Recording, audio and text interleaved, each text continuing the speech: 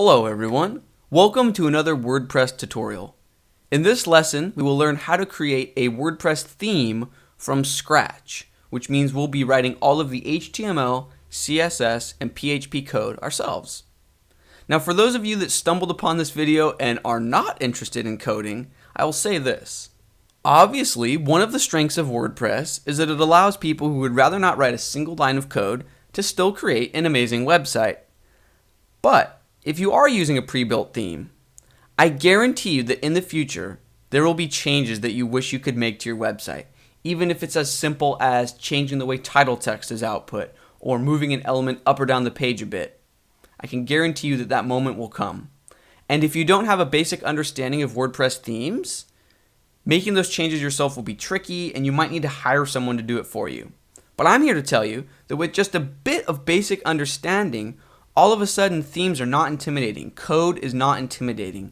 And you will have a firm grasp of which file to go to and what code to write to make something happen. So whether you love coding or you really just love WordPress and want to learn a bit more about how themes work, let's roll up our sleeves and get started. So currently, we're looking at a fresh install of WordPress. Now this is on my local computer. You can see localhost.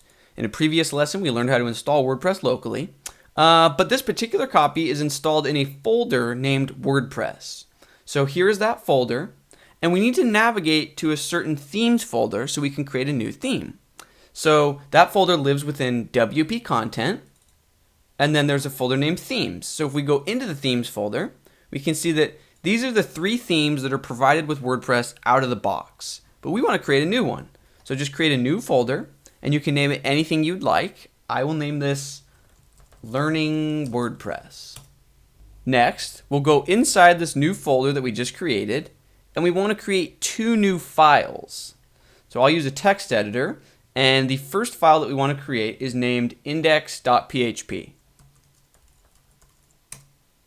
Okay, and the second file that we want to create is named style.css. So let's review. We have a folder for our new theme, and within that folder, we currently have 2 empty files. And let's begin by adding a bit of code to the style.css file. We'll start with a CSS comment to let WordPress know a little bit about our theme. So we can say theme name, and you can type anything you'd like. I'm calling this theme Learning WordPress. You can provide an author name. You can provide a link to the author.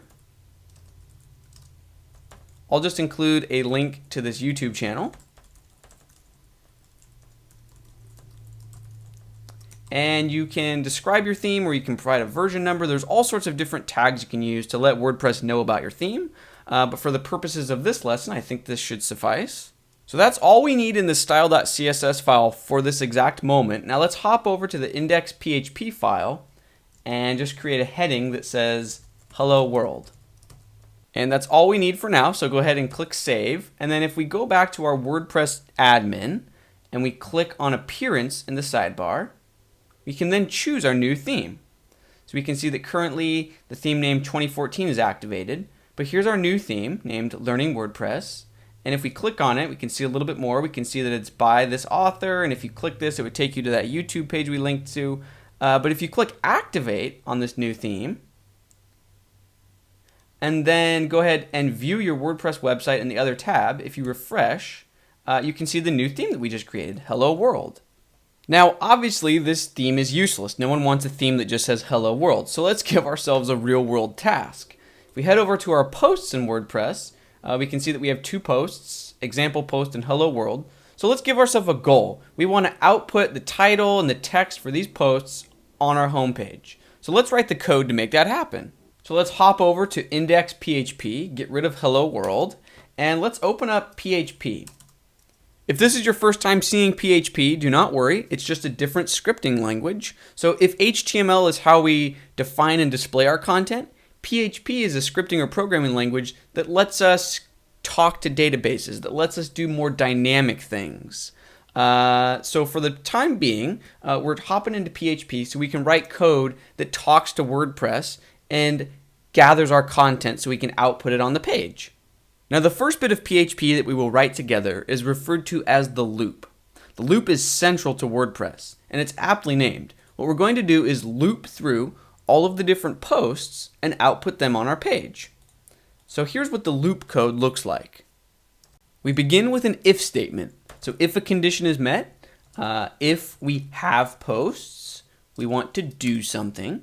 And what do we want to do? We want to loop through all of our posts. So while we still have posts left to loop through, we want to do something with each post. Then we'll end this while statement. Oops. So now any code between this line and this line will get repeated for each blog post. So we can include something like the title and the body text here. But let's go ahead and finish our skeleton logic. So we said, if this condition is met, if we have posts, do this. But what if we don't have posts? So we'll use an if the else, and we'll say, go ahead and echo a paragraph that says no content found. Okay, and then we'll close out our if statement, and we're good to go. So now any code we place between this line and this line will get repeated for each post. So let's go ahead and drop out of PHP here, and then re-enter PHP on this line. So now we can include plain HTML on these lines. So we can say h2 title should go here. And now if we refresh our page, we can see that there are 2 titles, which corresponds with the number of blog posts we have, 2. Now watch how easy WordPress makes it to add the dynamic title in here instead of this dummy text. All you need to do is drop into PHP and simply say the title. WordPress has a function named the title, which makes it this easy. Now if we refresh our page, we see that the 2 relevant titles for our blogs are there, example post and hello world. And yes, in case you're wondering, WordPress makes it very easy to add the actual content. If you believe it or not, they have a function named the content. And if we refresh, we can see that there you have it. The content for each blog post has been added. Now let's go ahead and make these titles links so that if you click on one, then you're only viewing that blog post. So we'll create a hyperlink surrounding that text. And then instead of putting a URL in here, WordPress has a really neat function named the permalink. And it's that simple. So now if we refresh, we see that each title is a link, and if we click on it, we're taken to a page with only that post. So now that we have a page that's communicating with WordPress and outputting dynamic data, let's worry about adding a proper header and footer to the layout. So in our index.php file, we'll simply add a line that says get header, and towards the bottom, we'll include a line that says get footer. Yes, it is that easy. So now if we refresh, we can see that there's some sort of header and footer elements. The header consists of our site name and our tagline, and then a horizontal rule, and the footer has a bit of text as well. But you might be thinking, how can we customize this? We didn't write the code for this header and footer text. So it's very easy.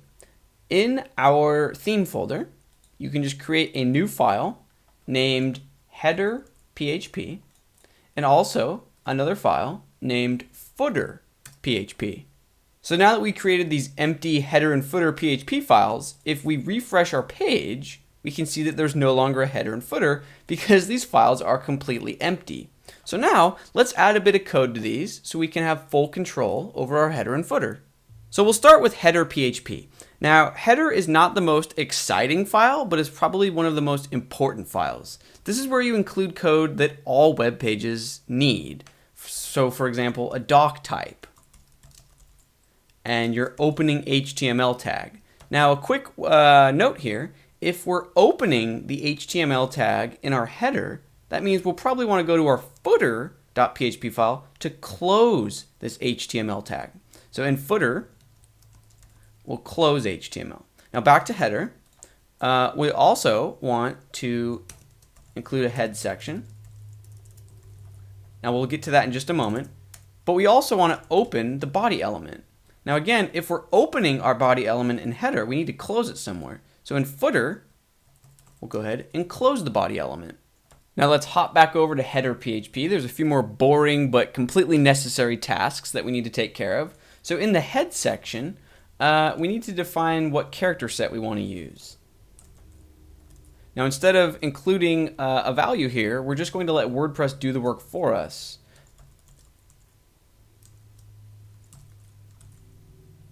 Using this function. Okay, and we also, let's include a line to make our site responsive. So we'll say viewport content equals the width of the current device. And let's include a very simple title. So this is not optimal for search engine optimization. We'll learn how to optimize the title in future lessons, but for today, let's just very simply output the name of the site. So we'll say blog info name, drop out of PHP again, close the title, and then finally, before we close out our head section, we want to use a WordPress function named WP head. And what this will do is later on, if we add different plugins to the site or all sorts of different things, WordPress gets to have the final word. So before we close out head, this way WordPress can add any other code that it wants to automatically add after the code that we manually added. Okay, and then there's just a few more quick boring tasks that we need to complete. So on the HTML tag, we can go ahead and specify which language is being used. So language attributes. And then on this body tag, WordPress has a really neat function named body class, and we'll get into why this is useful later, but basically it's going to allow us to target different pages with our CSS very easily. So for now, all we need is to open and close PHP and then use a class named use a function named body class.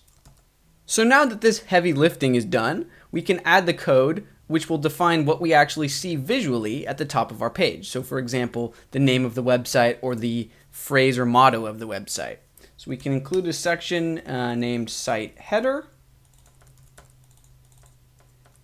and we'll just include the proper code. So we'll say in this heading 1 element, let's output the name of the website. So that's the blog info function, and then we can pass it a parameter of name.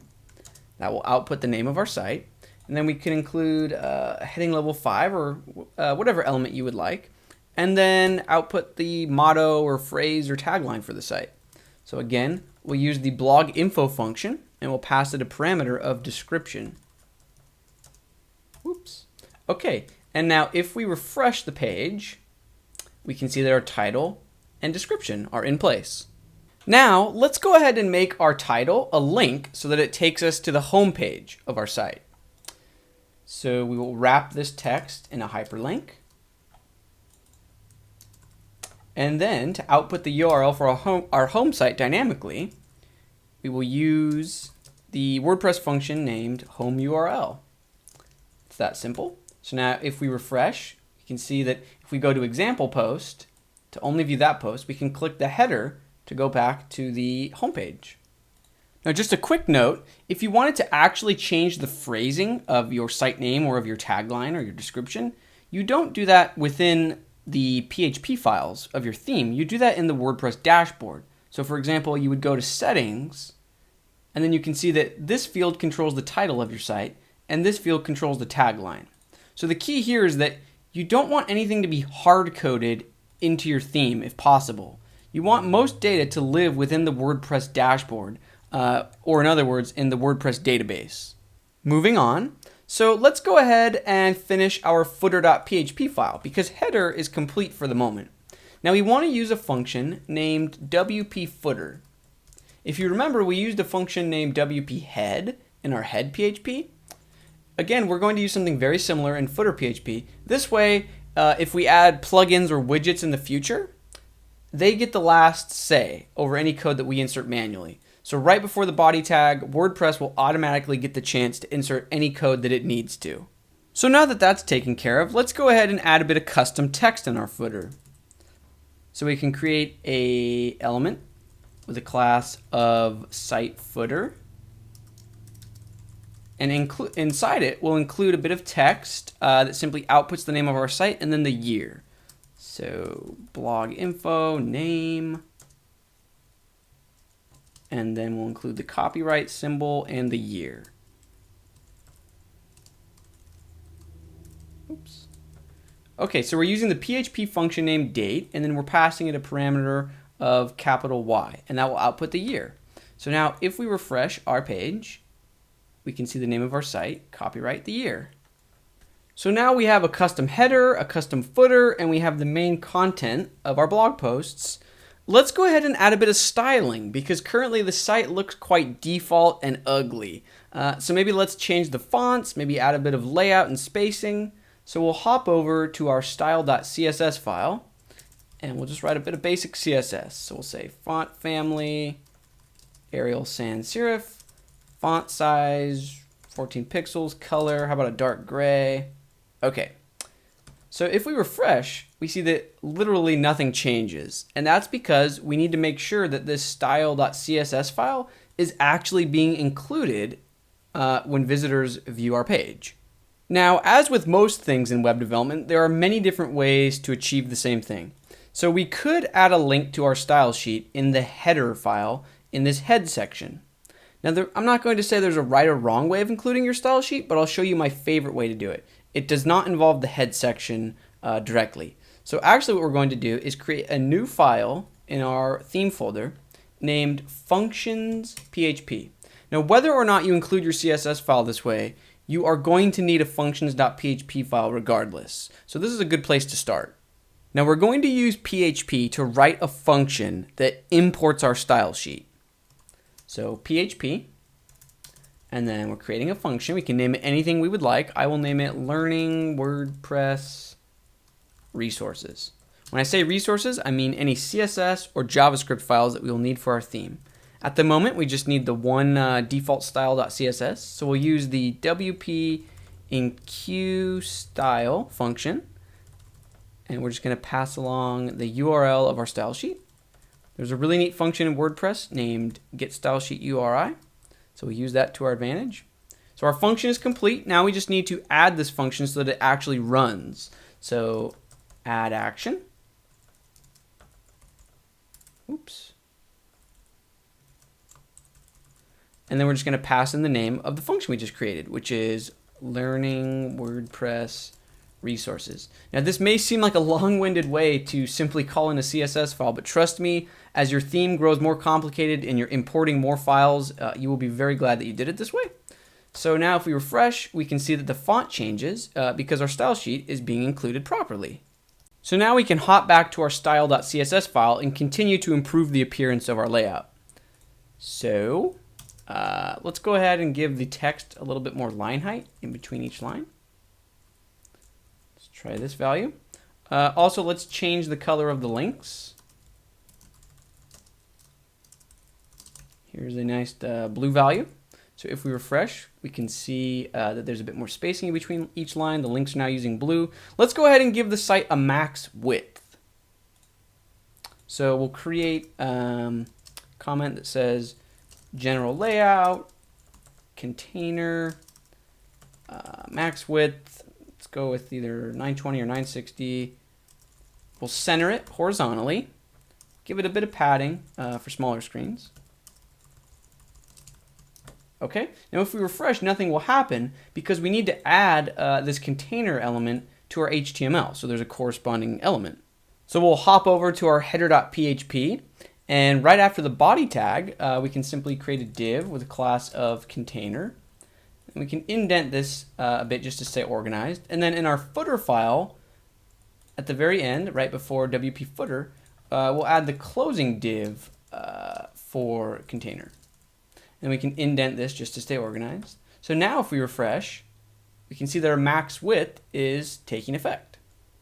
Now let's give ourselves another task. Let's add subtle borders underneath the header, in between each post, and then above the footer. So in style CSS, we can create another section. I'll call this header, and we'll target the site header and just give it a border bottom.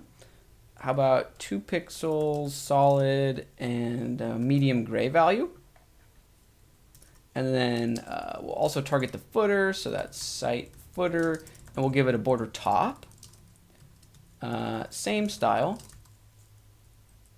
Let's give it a bit of extra space above the footer as well. So margin top, 30 pixels. Okay, so if we refresh, we can see that we have borders below and above our header and footer. Now let's add a line in between each blog post.